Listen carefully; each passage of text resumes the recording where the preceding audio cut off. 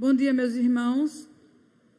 Nós vamos falar sobre cantares. E eu gostaria de estar orando pela nossa lição, pedindo misericórdia a Deus, porque vocês vão entender porque é que eu vou pedir muita misericórdia a Deus, depois que eu começar a falar de algumas curiosidades do livro de Cantares. Então, é um livro diferente, né? E nós vamos estar falando sobre ele para a igreja como um todo. Não só para os casais, mas para a igreja como um todo. Senhor Jesus, graças te damos por esta manhã maravilhosa que o Senhor nos concedeu. Nós louvamos o teu nome pelas bênçãos derramadas e por tantas misericórdias já derramadas sobre nós nesta manhã.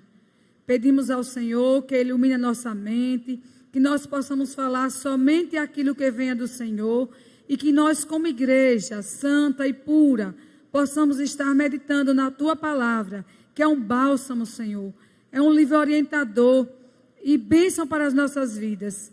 Que seremos de nós, Senhor, sem a tua palavra? Por isso nós te louvamos por toda a Bíblia e também pelo livro de Cantares, que nós vamos estudar nesta manhã. Capacita-nos, Senhor, e ajuda-nos segundo a tua vontade e para a honra, louvor e glória do teu nome. Amém.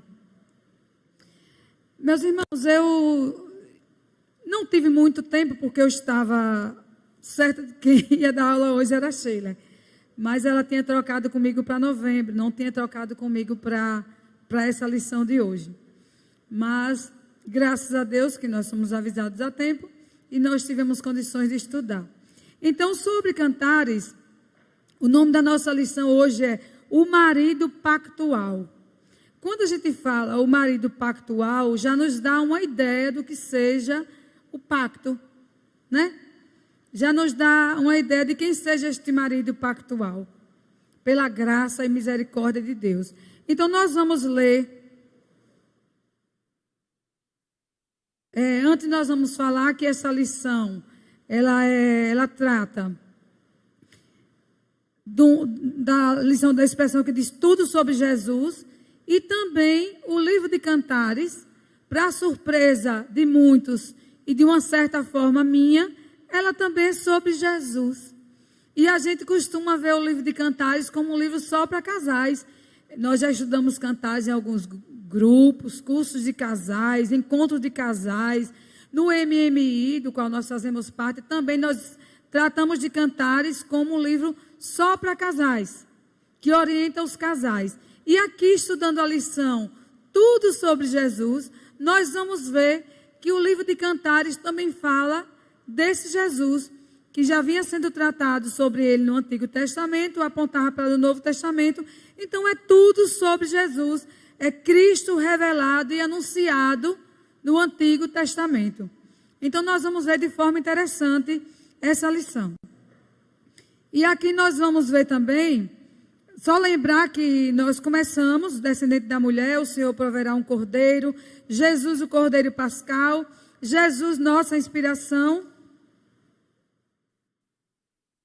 Jesus nossa expiação, o descendente que edificará a casa de Deus, Jesus o bom pastor, o cântico dos justos, Jesus o servo sofredor, ou Jesus o marido pactual, né?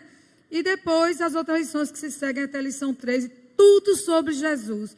Nós podemos com estas lições entender que todo o Antigo Testamento apontava para Jesus. E muita gente diz que o Antigo Testamento passou, né? Que já não vale mais, que ele já está ultrapassado, que na época de Jesus é outra coisa, que nós só vivemos o tempo da graça e esquecemos que tudo que foi tratado antes tratava sobre Jesus e apontava para a vinda do Filho de Deus. Então, nós vamos ver aqui o texto de Cântico dos Cânticos, que fala, o 2,16, vocês podem abrir aí. Depois nós vamos ver o 6,3 e o 7,10. São sobre esses 3 versículos que nós vamos tratar diretamente, porque quando a gente lê, a gente já vai entendendo, né?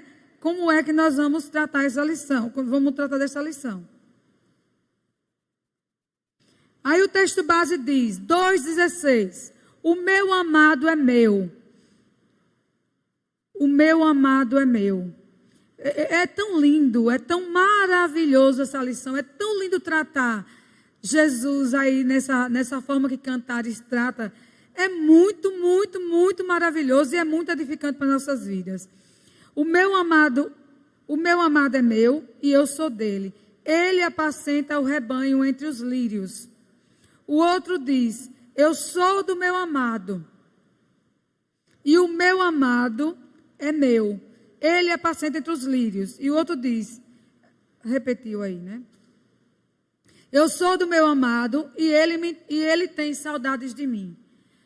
E eu, sinceramente, nunca estudei Cantares neste sentido. Entendendo que o meu amado é meu. E muita gente que eu já conversei aqui hoje, ou em outros dias, não tinham visto dessa forma, que o meu amado é meu. É nós, igreja, falando sobre Jesus. O meu amado é meu. É muito lindo, não é isso? E eu sou dele. Eu sou dele. Se a gente terminasse a lição aqui, e ele apacenta o seu rebanho entre os lírios, se a gente terminasse aqui, dizendo que o meu amado é meu, que eu sou dele, e que ele apacenta, nos apacenta entre os lírios, a sua igreja já tinha dito praticamente tudo o que o livro queria dizer. Vocês entendem assim? Pode falar. Vocês entendem assim? Que coisa linda, né? Essa lição. Isso é assim um bálsamo para nós. Eu sou do meu amado e o meu amado é meu. Ela diz que eu sou do meu amado. Primeiro ela diz, o meu amado é meu. É como nós costumamos dizer, como nós costumamos cantar, né? O meu amado, o Senhor, o meu amado. Nós nos referimos como nosso amado. Ele é meu. E o meu amado, eu sou do meu amado e o meu amado é meu. Ele apacenta entre os lírios. Eu sou do meu amado e ele tem saudades de mim. Vocês já ouviram alguma referência na Bíblia que fala isso? Que Deus tem saudade de nós? Né? Ele tem saudade de nós. Então ele, o nosso amado, ele tem saudade de nós. Então, nós já lemos o versículo, depois nós vamos discorrer sobre ele. Aqui é a introdução do livro, né? Cântico dos Cânticos. Agora tem que passar dois, porque lá eu não enxergo direito.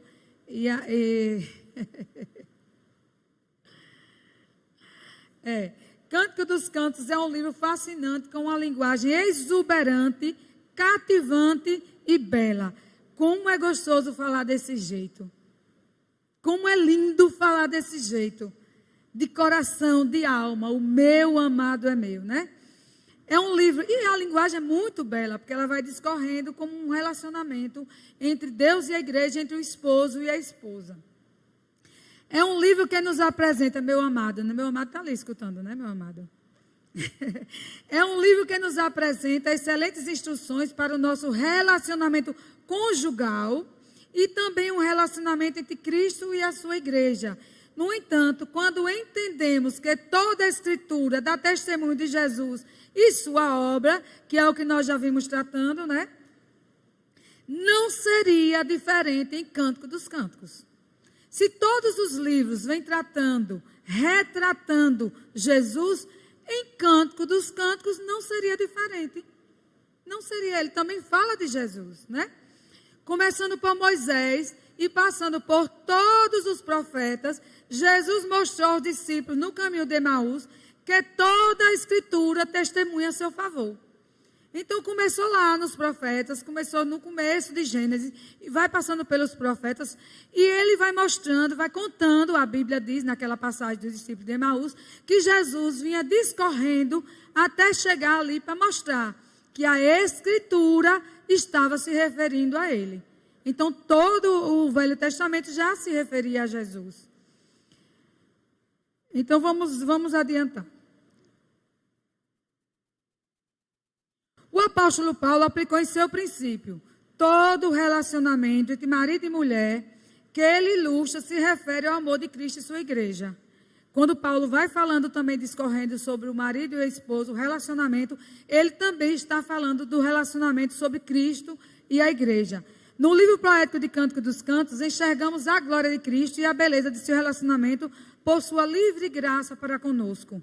Aí nós vamos ver essa discorrência na lição. Então foi livre, através de Cristo, que nós somos escolhidos. Não foi nós que escolhemos Ele. Foi Ele que nos escolheu e nos deu a graça da salvação livremente. Livremente. Porque o homem era morto.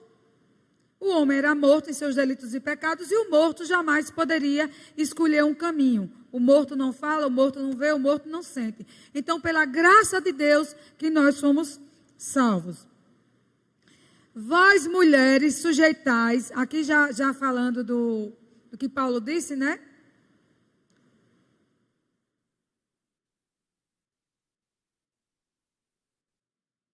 Aí, passou. Vós, mulheres,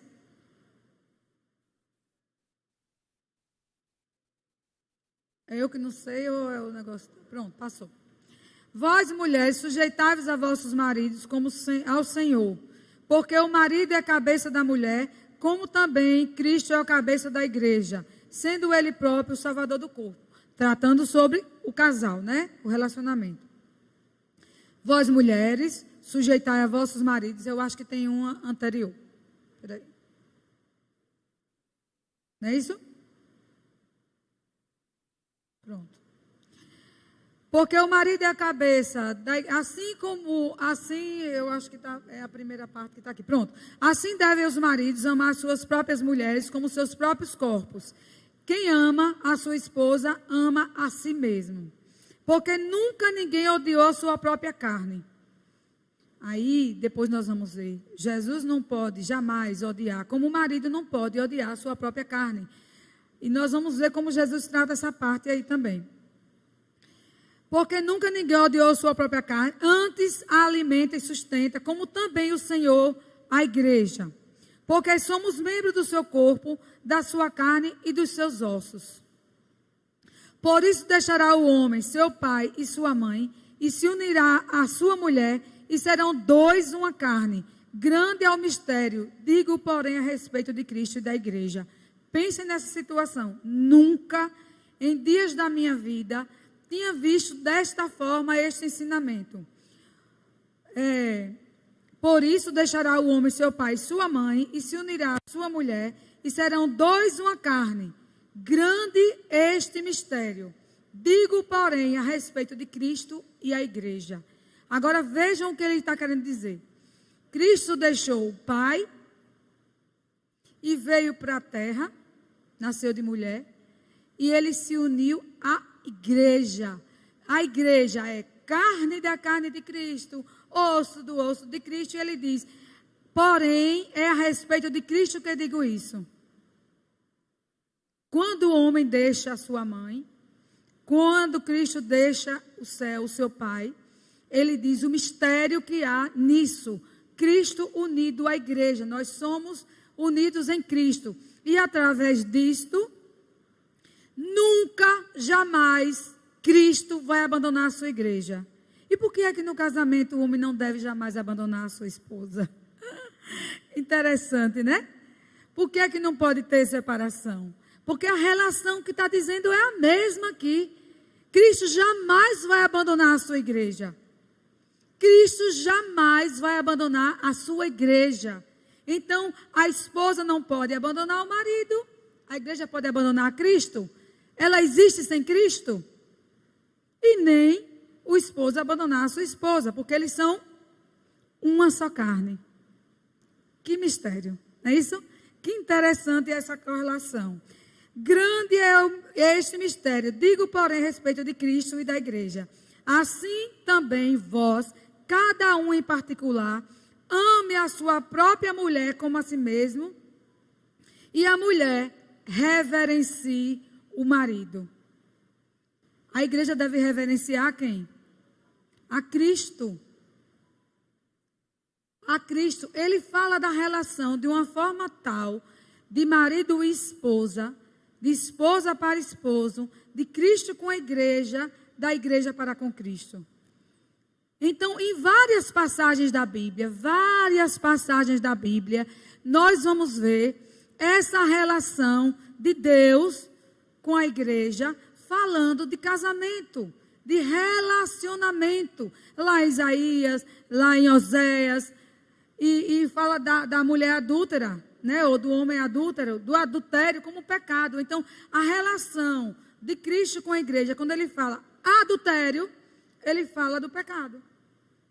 O pecado que a igreja comete. Então, adultério, traindo Deus. Não é isso? Está em Efésios 5, 22 e 23. Quando vocês leem agora, vocês vão entender o que é que ele está falando. Vós, mulheres, sujeitáveis aos vossos maridos como ao Senhor. Então, a igreja deve estar sujeita a Cristo. E a esposa sujeita ao marido como ao Senhor.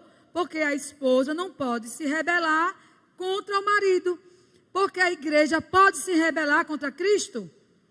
A igreja pode se afastar do Senhor. A igreja pode trair o Senhor. Veja a relação, né, que ele coloca aqui.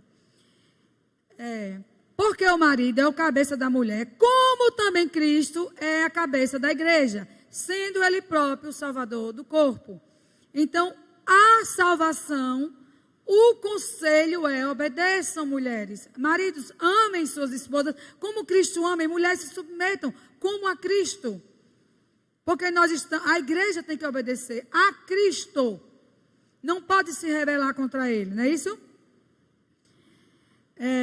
Vós, maridos, amai vossas mulheres, como também Cristo amou a igreja, e assim mesmo se entregou por ela. Eu digo: meu marido, você tem que morrer por mim. Quando necessário, pegar o peso, pegar as coisas pesadas, ajudar. Porque o marido, ele vai passar para cá. Essa daqui é voltando. Eu coloquei errado aí a ordem. Então, o marido, não é isso?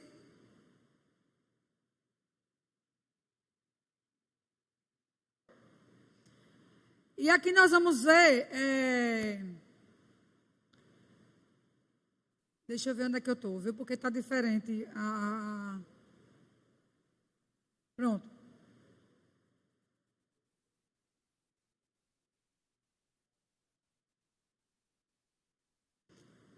Agora sim. Cântico dos Cantos não é apenas um livro sobre o amor romântico entre o homem e a sua amada. É, acima de tudo, uma revelação de Cristo e seu amor pelo povo eleito, a sua igreja. Então, nessa perspectiva é que nós vamos trabalhar. Fala da relação, mas fala do amor de Cristo pela igreja, não é isso? Vamos lá. Para conhecer bem a Escritura, é necessário saber lê-la. Por que é que nós devemos dar essa lição? Para conhecer bem a Escritura, é necessário saber lê-la e interpretá-la corretamente, não ao seu bel prazer. Porque tem gente que quer interpretar as Escrituras como quer, como vê, com os olhos da carne. E a Escritura não pode ser interpretada como a gente quer. E tem muita gente, eu já muito tempo atrás, eu já tinha visto uma pessoa pregando e muito bonito. Pregava muito bonito. Dizia a palavra, citava os versículos. Mas a palavra sem iluminação do Espírito Santo é palestra. Se você não ora, não pede direção a Deus para quem Ele vai falar ou para quem Ele quer falar. Eu estava me lembrando aqui hoje, eu digo: Senhor, é como o Senhor quer, né? Às vezes não fala para ninguém. Ou às vezes fala para tudo, para quem quiser. Mas às vezes fala para uma pessoa tão longe que assistiu alguma coisa. E agora a gente está no YouTube, né? As pessoas, uma colega minha, um dia desse no grupo, passou uma mensagem: Rita, eu assisti você falando no YouTube. Que coisa linda. Uma mensagem toda atrapalhada que foi feita lá na casa de Célia. Que a gente estava só no YouTube, né? Falando só no YouTube, não falava aqui na igreja. Ou falando só na lição, no link. Depois eu vi que estava saindo, que eles estavam botando junto. André, esse grande mágico aí, botava a nossa palavra lá no YouTube. E as pessoas viram. Que coisa linda! Como Jesus falou comigo naquela mensagem sobre o amor. Aí eu fiquei Glórias a Deus. Quem imaginava que ia chegar numa colega que eu nem vejo há tanto tempo, tão longe? Mas Jesus foi e falou do jeito que Ele quis. Ele sabe para quem é que Ele fala. Então, temos que aprender a interpretar a palavra de Deus corretamente, iluminados pelo Espírito Santo, porque nós, com a nossa sabedoria humana, eu posso ser até uma pessoa sabidinha, que eu sei que eu sou sabidinha, não sou burra, né? Mas a sabedoria de Deus é outra, é diferente. É a sabedoria que ilumina, que dirige, que transforma, que cativa, que faz nossa vida ser diferente. Então, ler, não só por ler, mas ler orar. Tem um pastor que sentava comigo e dizia assim: Rita, primeiro você ora, depois você... Não, primeiro você ora para ler, depois você lê e depois você ora. Orar para Deus iluminar e orar pelo aquilo que Deus me instruiu. Ele me ensinava isso. Eu ficava, às vezes, confundindo as etapas, mas ele me ensinou dessa forma: ler antes, para o Senhor lhe mostrar o que quer, orar, para Deus mostrar, ler e depois orar, agradecendo aquilo que o Senhor falou no nosso coração. Compreendendo as diversas linhas de interpretação, é possível perceber como o Cântico dos Cânticos é uma expressão maravilhosa do relacionamento pactual entre Deus e o seu povo. Deus está minúsculo aí, mas está errado. Seus alunos precisam obter essa visão para que se encantem com a glória de Cristo e a beleza do relacionamento que, por sua pura e livre graça, Ele estabeleceu conosco. Então, nós, os alunos, eu também, precisamos entender e obter a visão para que se encantem com a glória de Cristo e a beleza do relacionamento que, por sua pura, livre graça que Ele nos deu, que Ele nos salvou, pela vontade dEle, porque nós não somos merecedores, nós não temos nada com isso. Só Ele tem com isso, com a nossa salvação, né? Ele estabeleceu conosco. Deixa eu ver onde é que eu estou. E aqui também vai dizendo que ao final desta lição o aluno deverá compreender como o Cântico dos Cantos revela Jesus Cristo. Eu acho que já compreenderam. Logo no comecinho, só com os versículos. Encantar-se com a beleza do relacionamento pactual entre Cristo e a sua igreja. Já estão convencidos também pela palavra. Que nós já nos encantamos com essa palavra. Eu acredito dessa forma, né? Que esse é o objetivo da nossa lição. E aqui eu coloquei algumas imagens. Eu sou do meu amado e o meu amado é meu. Ele apresenta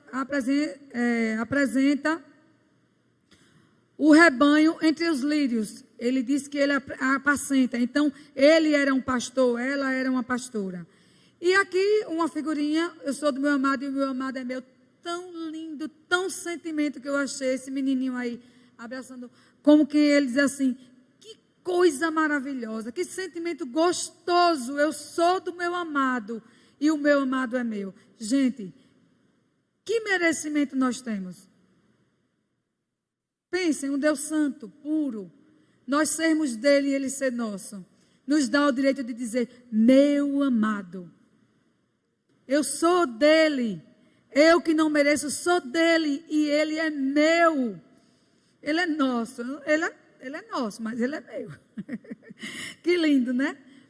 E aqui a Sulamita, ele explica que Sulamita, aqui ele dizia que a Sulamita era uma mulher morena que era de Sulam, eu até anotei ali, e disse que o nome dela era Pacífica. Então, a igreja Pacífica e o Salomão, que seria homem de paz, o significado do nome, Sulamita Pacífica, e o nome significa a Pacífica. Então, a igreja é a Pacífica. E por aí vamos nós. Antes de entrar nessa parte daqui, do primeiro tópico, nós vamos ver algumas curiosidades. Eu anotei que de um pregador, que a maioria dos reformados, dos homens famosos, viu, pastor Moisés? Os homens reformados, eles não falavam de cantares. Eles falavam, até Calvino, né? Que ele disse que Calvino, ele pulava cantares. E Lutero, em algumas vezes, ele achava que Cantares não era um livro canônico, por ser um livro erótico. Ele não achava que era um livro canônico. E Calvino, ele pulava. Calvino deixou tanta coisa para a gente sobre os livros bíblicos, todos os estudos, todas as perguntas, tudo aquilo que a gente sabe, mas não falou sobre Cantares. Aí ele diz também que os judeus e os rabinos consideravam, sim, um livro canônico, que dizia assim: Provérbios é um livro de sabedoria popular, uma linguagem comum, é como entrar na igreja. É uma linguagem comum, porque com o provérbio, tem gente que até inventa uns provérbios através do provérbio, não é isso? Todo mundo entende, é uma linguagem mais tranquila, mais simples. Aí ele diz que Eclesiastes era como entrar no lugar santo, onde os sacerdotes entram. Então, o lugar santo, só os sacerdotes entram, né? Seria o livro de Eclesiastes. Mas ele diz que Cantares era como entrar no Santo dos Santos. O livro de Cantares. E diz que só os íntimos de Deus é que tirariam lições de Cantares. Que interessante. Santo dos Santos. Porque é uma relação íntima perfeita com Deus. Isso aí ele está falando de Cantares. Então ele diz que é um livro didático, né? É um livro poético. E ele apresenta 3 personagens. É só algumas curiosidades. 3 personagens, que é o esposo, a esposa e o cântico. Era como nos tempos de hoje, ele diz assim, que seria uma ópera. A esposa começa cantando, né? Ela começa falando, eu sou do meu amado é meu. E o esposo responde. E quando no diálogo alguma coisa não era entendido, aí as filhas de Jerusalém, que era o coro, ela entrava cantando de uma forma mais explícita, explicando o que seria aquela ligação deles. Então, é um livro poético, mas é um livro que também tem cânticos. E diz que ele é mais difícil de compreender. Por quê? Porque são vários cânticos colocados ali. Né? É um livro poético, está entre os livros poéticos, mas também é um livro de cânticos. E ele diz que tem também diversas interpretações. Inclusive, uma interpretação, ele diz que é um livro feminista. Uma mulher diz que é um livro feminista, porque ela tem domínio. Mas não diz a explicação de Cristo, que não tem nada a ver com o feminismo, o livro de Cantares, né? E a esposa começa o livro e diz que ela é sulamita, era da região de Sulam. E também coloca algumas que eu coloquei aqui na lição, que diz assim, hoje daria problema de discriminação. Ela diz, eu sou morena, mas eu sou bela. Então, hoje seria uma polêmica nos tempos de hoje, né? E ele diz, nós temos que ler Cantares como naquele tempo de antigamente, porque senão ia dar problema. A mistura de raça é morena, mas é formosa. E por aí vai. E teria muita coisa também politicamente incorreta. Diz que ela é bonita como um exército armado. Aí, onde é que tem uma beleza de uma mulher? Ela é bonita como um exército armado. Mas quando a gente fala da igreja, a igreja é bonita porque é um exército preparado para levar a glória de Deus. Então, nós somos bonitas. Não como mulher bonita, não como o marido acha a mulher linda, mulher. Mas aqui está falando de Cristo. Então, ela é bonita, mas é como um exército armado. Está lá em Cantares, viu? E também, ele fala também que outra coisa que daria problema seria como ela é tão bonita como as jumentas de Faraó. Quem é que ia gostar de ver uma coisa dessa, né? Ouvir, é tão bonita. Mas ele disse que naquele tempo, isso aí era um elogio. Era um elogio. Se a gente ler naquele tempo, é como um elogio. Se não lermos segundo a visão divina, né? Dos olhos daquele dia, nós não vamos entender. E nós vamos ter esses vários problemas de interpretação. E também diz que é um diálogo. É uma conversa, né? A lição é um diálogo. Então, vamos lá. É um diálogo entre o amor entre marido e mulher, que transcende e nos traz o amor de Deus pelo seu povo, para os antigos e para nós, como o amor de Cristo. Naquele tempo, o amor de Deus, hoje, o amor de Cristo. Então, nós vamos entrar propriamente na lição. E vamos ver que Cristo fala também, ele também fala de outras coisas aqui que nós vamos falar depois, né? O capítulo 6, 2:16, diz, o meu amado é meu. O meu amado é meu, já passei ali já. Em Cântico dos Cantos, 2:16, quem fala é a Sulamita, o meu amado é meu. Nos versos 10 e 16, obrigada, Aziel, por ter composto a lição.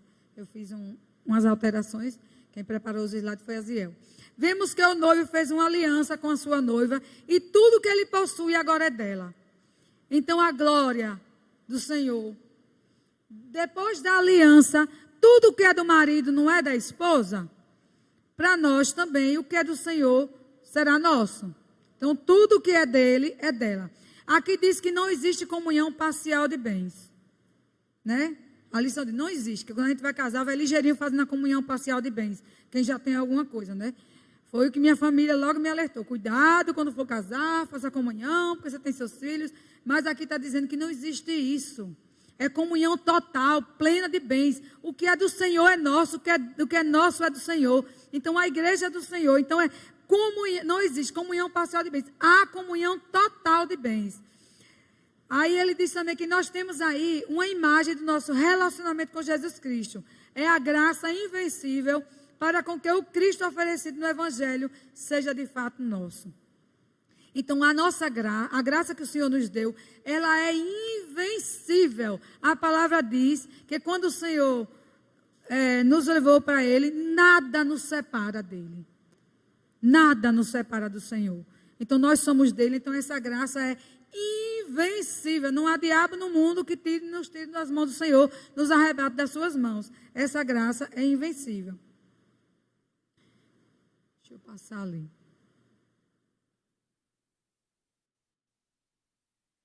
Deus, por sua graça irresistível, quebra toda a resistência humana. Então, a graça...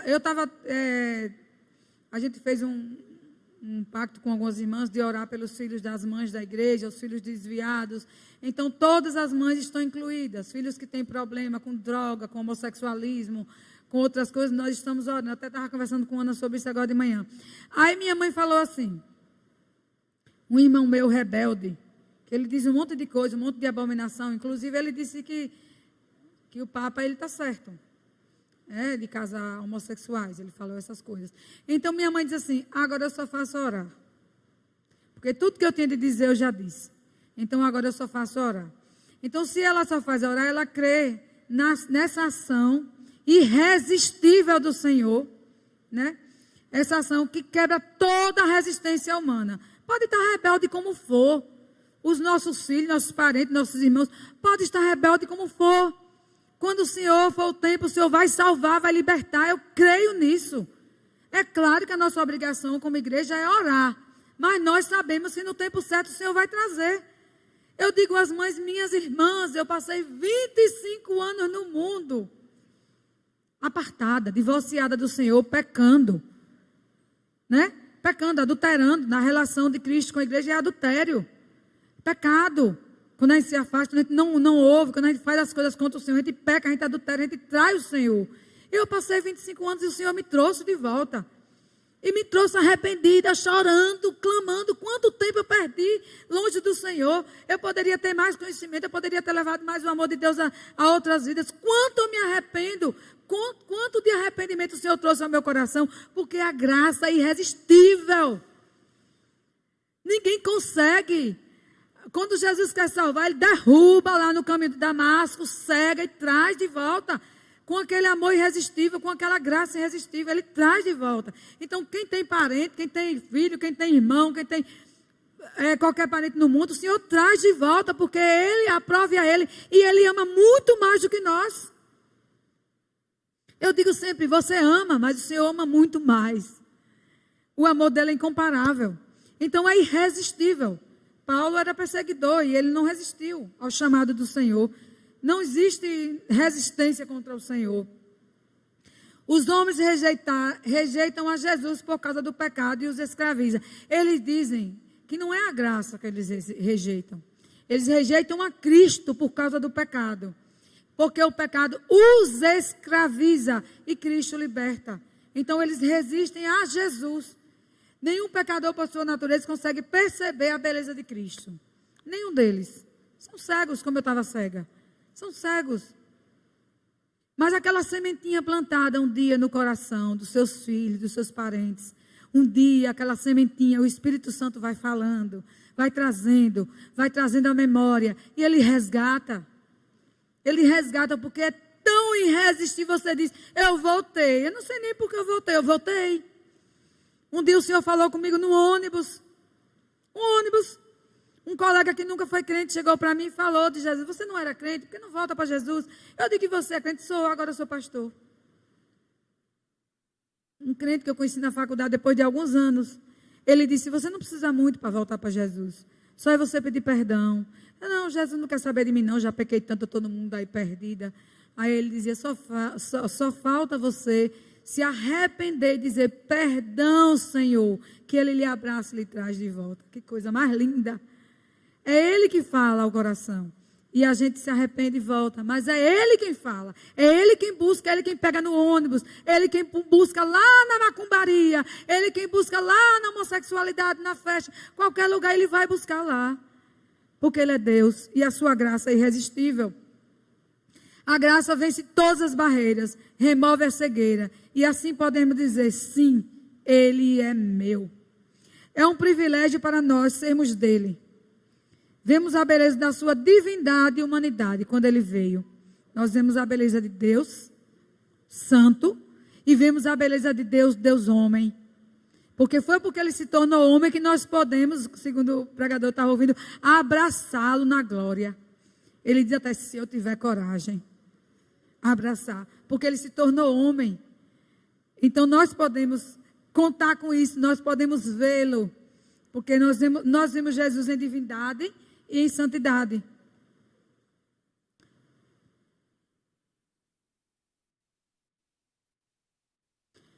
Sulamita fala mais uma vez, eu sou do meu amado, 6:3. O amado não apenas se entregou à amada, mas ele também a chama para ir até ele, para que ela o siga. O meu amado fala e me diz, levanta-te minha querida, formosa, e vem. A igreja tem que seguir a Jesus, ele disse, para que ele o siga. Ele disse que ela estava tão feliz. Aí vai mais adiante aí.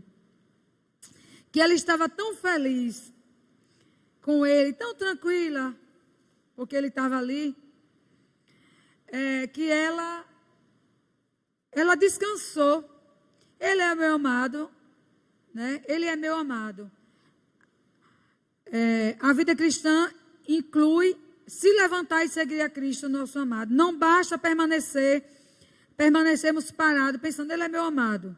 Aqui em Canto dos Cantos, Salomão nos mostra a noiva simplesmente descansando na certeza de tudo o que era do seu amado, também era dela. Os noivos então agem para que ela descubra muito mais ainda sobre o quanto ele é belo e desejável. Então, seguir ao Senhor, se aproximar dele, conhecer, não, eu sou do Senhor e eu vou me aquietar no banco e acabou. Ele está dizendo, siga, pregue, leve a palavra, fale de Jesus, siga o amado, pratique a palavra, obedeça, corra atrás do prejuízo, vá levar Jesus a outros, não só descanse, fique sentado. Tem gente que diz, não precisa nem ler mais a Bíblia, não precisa nem ler. Então siga ao Senhor, vá atrás, corra. Conjuro-vos, ó filha de Jesus. O noivo se retira. Ele desaparece momentaneamente. E a deixa ansiando por sua presença, consumindo-se por isso. Conjuro-vos, ó filhas de Jerusalém, se encontrares o meu amado, que lhe digas, que desfaleço de amor. Ela sente falta do seu amado. É quando nós estamos vazios, tristes, distantes, por não procurarmos seguir a Jesus, se iludir com as coisas deste mundo, porque ele diz que muitas vezes a gente se ilude com algumas coisas e se afasta, esfria na fé, mas o nosso amado está lá, mas ele quer que a gente o siga, ele quer que a gente corra atrás, é isso que a gente o busque. E diz assim, agora ela desfalece, não por causa da presença do seu amado, mas por causa da sua ausência. No capítulo 12 ela diz, as filhas de Jerusalém, onde ele está? No capítulo 5 ela pergunta, as filhas de Jerusalém, onde poderia encontrá-lo? No capítulo 2, ela desfalece de amor, porque tem demais. No capítulo 5, porque tem menos do que o outro. Ela tinha muito e se afastava. Depois ela via que ali ela estava ficando fraca, porque estava descansando. Não buscava mais, não corria atrás do Senhor. Não leia a palavra, não ora, está frio. Acontece com a igreja. Muitas vezes a gente está tão descansado que é do Senhor, Não é isso?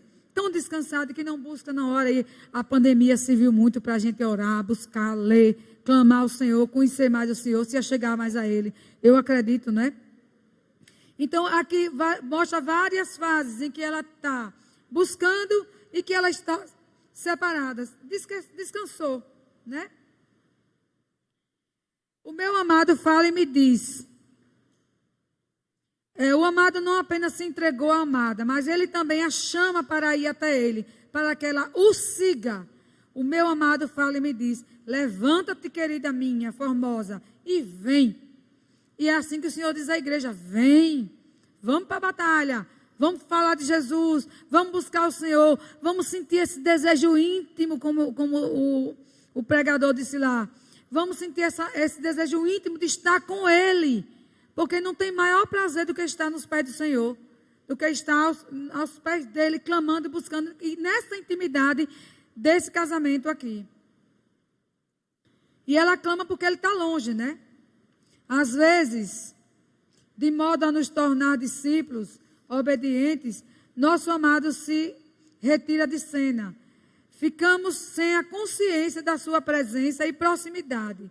Ele faz com que nós o busquemos, de modo a nos levar a uma obediência vivida e vital.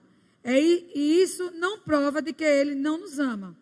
Pelo contrário, é justamente uma prova do quanto Ele nos ama, pois deseja que ansiemos ardentemente por Ele, que sejamos levados a dizer, eu sou do meu amado. Então, Ele não nos deixa contristados com a sua ausência, para que a gente fique triste e se desfaleça e se separe dele. Ele nos deixa triste para que nós busquemos e sentimos a sua falta e estejamos cada vez mais nos achegando ao Senhor. Veja que interessante, né? Essa lição falando da relação do Cristo conosco. E aqui nós vamos ver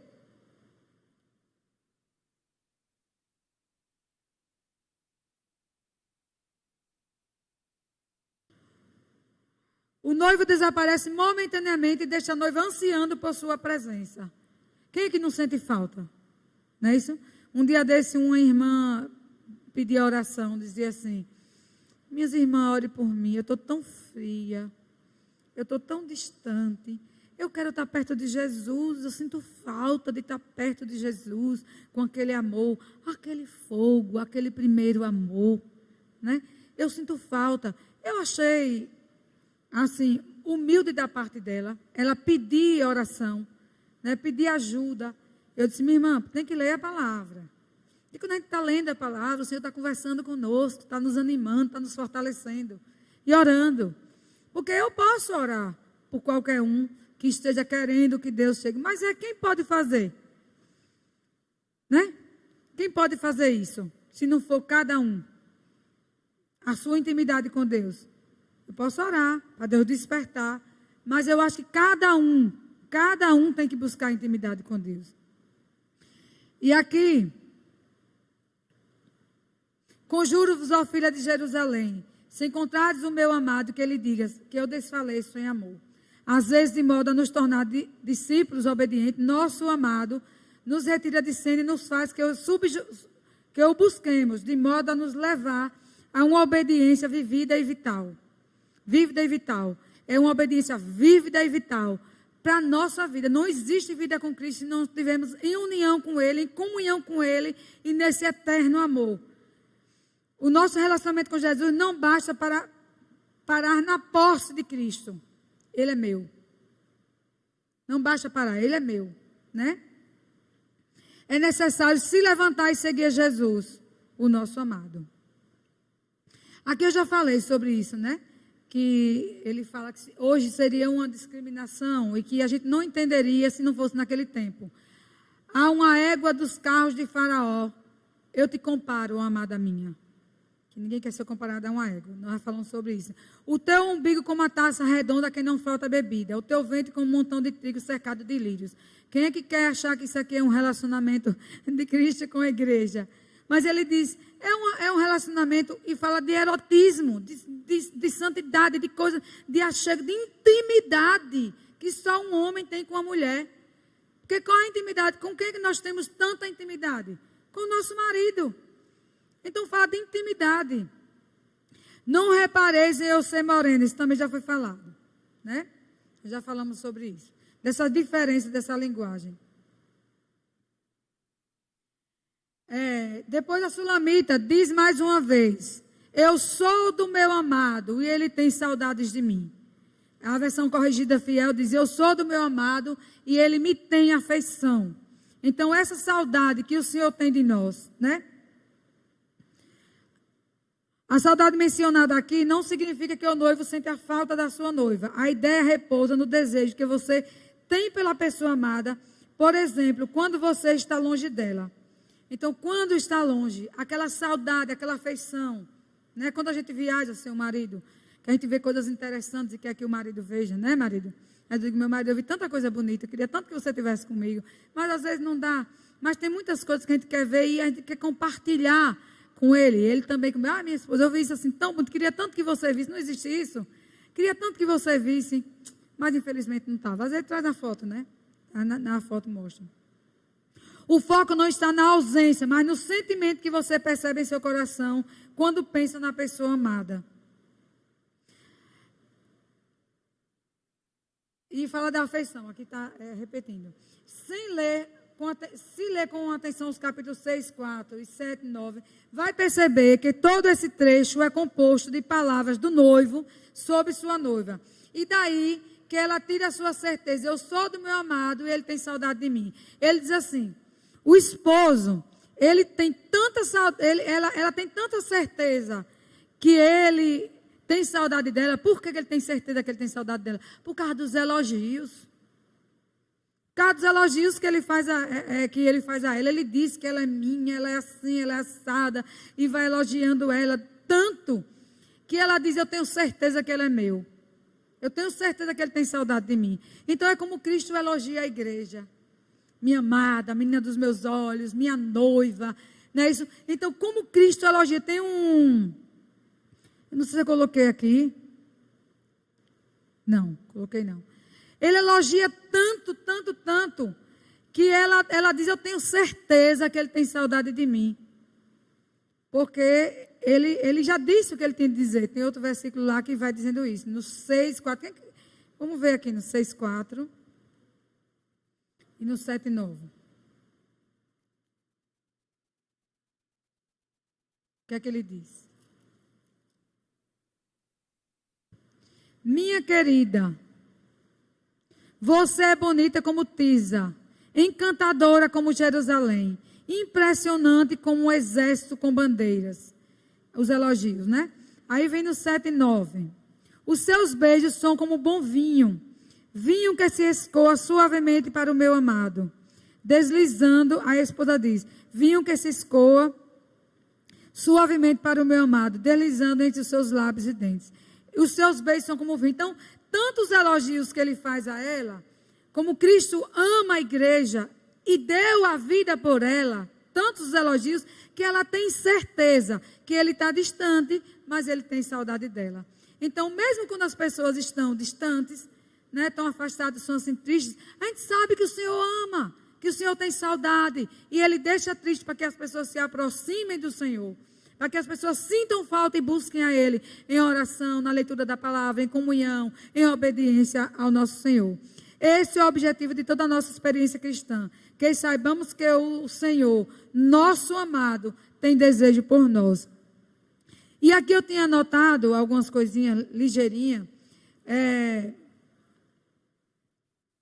que Paulo, ele exorta as mulheres também, né? Ele, aqui em João 7,16, ele fala dessa doutrina, né? Hebreus 3, 4, ele vai falando tudo sobre casais, né? É o amor que o marido tem pela esposa e vice-versa, que o elogio e a aproximação que o Cantares tem ali. E ele fala também que sempre o Senhor deixou claro essa relação. Em Isaías 5, eu não sei se eu coloquei, mas em Isaías 5, vamos ver, Isaías 5. Ele também fala de relação. Então, sempre que Cristo falava sobre esse relacionamento no Velho Testamento, tinha essa relação de Cristo com a igreja. Ele diz: agora cantarei ao meu amado, Isaías, não é cantares não, veja bem. Agora cantarei ao meu amado o seu cântico a respeito da sua vinha. O meu amado teve uma vinha numa colina fértil. Ele cavou a terra e tirou as pedras e plantou as melhores mudas de videira. Ele está falando da igreja, do seu povo. No meio da vinha ele construiu uma torre e fez também um lagar. Ele esperava que desse uvas boas, mas deu uvas bravas. E agora os moradores de Jerusalém e homens de Judá, peço que julguem entre mim e a minha vinha. Que mais se podia fazer a minha vinha? Eu não tenha feito. E como esperando eu que desse uvas boas, veio a produzir uvas bravas. E agora lhes darei a conhecer o que pretendo fazer com a minha vinha. Vou tirar a cerca que está ao redor, para que a vinha sirva de pasto. Derrubarei o meu muro. Farei dela um lugar abandonado. Não será podada nem cavada, mas crescerão pelos espinheiros e ervas daninhas. Também darei ordem às nuvens, para que não derramem chuva sobre ela. Porque a vinha do Senhor dos Exércitos é a casa de Israel, e os homens de Judá são a planta preferida do Senhor. Este esperava retidão, mas eis a opressão. Que esperava justiça, mas eis aí clamou por causa da injustiça. E aí o Senhor vai falando da igreja que traiu o Senhor, que enganou o Senhor. E a gente ouve falar de muitas igrejas hoje, fora do Brasil também, né? Que traíram o Senhor, que adulteraram com o mundo, que hoje tem casamentos que não agradam o Senhor, tem relações que desagradam o Senhor. Paulo também fala lá, que ele fala diretamente para as esposas, né? Que as esposas sejam fiéis aos maridos, obedeçam os maridos em amor, que nós tenhamos um leito sem mácula, porque nós devemos obedecer ao Senhor. No casamento tem um leito fora de moralidade, que um dia desse no Consciência Cristã, um pastor dizia uma porcentagem de homens e mulheres que se envolvem com promiscuidade na internet. Ele fala da traição das mulheres como se fosse coisa normal, da desobediência, da insubmissão, dos maridos também que gostam de promiscuidade. Isso ali, o Senhor fala dessa desobediência da igreja que se rompeu, o povo dele. É uma relação de homem e mulher. Lá em Oséias também, quando o Senhor manda que Oséias, né? Oséias case com a prostituta, para mostrar. Então, é uma relação de esposo, esposa. É a relação de Cristo, para mostrar ao mundo o que a igreja estava fazendo. De que forma a igreja estava se corrompendo, adorando outros deuses, traindo o Senhor, levando o nome do Senhor a escândalo. Ele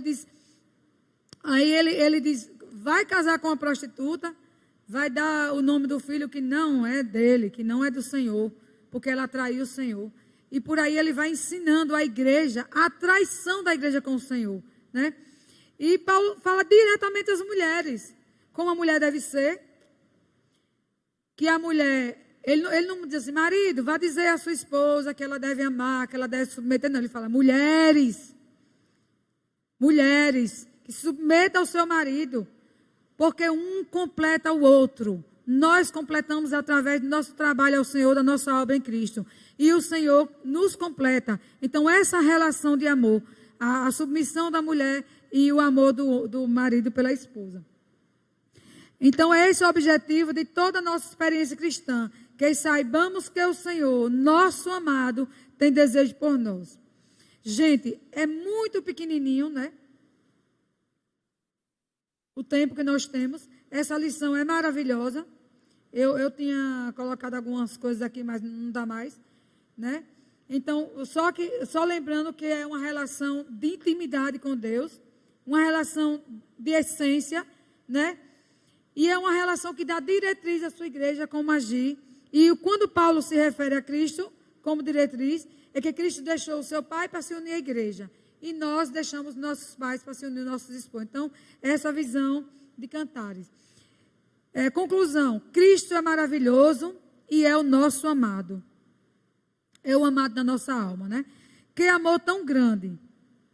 Devemos corresponder com alegre exultação e convicção ao amor de Cristo e como a Sulamita expressou. O meu amado é meu. Eu sou do meu amado e ele tem afeição por mim. Ele tem amor de morte, né? Amor de morte. Respondemos a tão grande amor com uma vida de gratidão a Deus. É o amor que a igreja deve ter ao Senhor. Gratidão. Não é isso? Vamos lá. Marido também é bom para estar lembrando, para mudar os slides, né, marido? A aplicação. Aqui eu coloquei, eu pertenço ao príncipe Jesus. Meu amado me pertence. Então, esse amado é o príncipe Jesus. Você diz tudo isso a respeito de Cristo? Você diz, ele é meu. Essa aplicação. Você diz, ele é meu amado. Ele é seu. Você consegue enxergar o quanto ele é desejável? O quanto é belo o nosso Senhor? Você consegue entender a relação, né? Quando ele fala do adultério, que o adultério é o pecado, que o leito sem mácula, Paulo diz, casem para não abrasar, porque quando você abrasa, você tem sexo antes do casamento, você está pecando diante do Senhor. Você peca quando você corrompe o seu lar, você trai a sua esposa, você vê promiscuidade. Você entende que essa relação promíscua de abrasamento antes, por isso que manda que se case, que essa doação do seu corpo para o pecado antes do casamento, que o leito sem mácula é um leito santo, puro, é uma igreja pura, porque essa lição aqui prepara a igreja para estar com Cristo, porque é isso que Deus quer de nós, uma igreja pura, santa e sem mácula, sem ruga, como ele diz. Você tem seguido a Cristo em submissão à sua palavra e obediência ao Senhor? Essa é a última pergunta. Tem submetido as suas vontades, os seus desejos ao Senhor? Tem se ligado a Ele com amor? Para que você possa dizer, o meu amado é meu e Ele tem saudade de mim. E eu tenho saudade dEle e eu amo. Então é isso que Deus quer. Através desse entendimento, que nós estejamos nos preparando para a vinda de Cristo. Santos, puros, para o encontro das bodas do Cordeiro. Cristo não fala das bodas? Então, como é que ele relata o nosso encontro com ele? Como é que Cristo relata o nosso encontro com ele? As bodas do Cordeiro. Então, as bodas é o quê? A festa do casamento. E a noiva tem que estar como? Pura, santa, sem ruga, sem mácula. Então, é esse entendimento. As bodas é o casamento, é o encontro de Cristo com a sua igreja pura, santa e sem mácula. Eu acho que a gente já passou um pouco, mas é porque é muita coisa maravilhosa. Espero que um dia a gente tenha mais tempo de falar sobre essas coisas. Mas eu acho que deu para entender, né? Quando a gente lê logo no primeiro versículo, a gente já entendeu tudo, né? Meu amado é meu, eu sou do meu amado. Que Deus nos abençoe.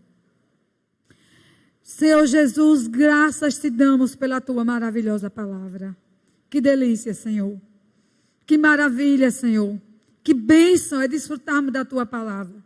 Que bênção é entendermos as lições dia a dia que o Senhor tem para nós. Que bênção é entendermos que o nosso corpo tem que ser puro, santo diante do Senhor. E que a nossa obediência, Senhor, é um preparo para as bodas do Cordeiro. Nos ajude, meu Senhor, a estarmos unidos com o Senhor dia a dia, clamando, Deus, e sentindo de fato que o Senhor é nosso e que nós somos do Senhor. Que tudo, Senhor, que foi ensinado, visita o nosso coração, primeiramente o meu, para a glória e louvor do teu nome, que nós possamos estar em ti, sempre, e o Senhor em nós. Em nome de Jesus que nós te agradecemos por esta manhã. Amém.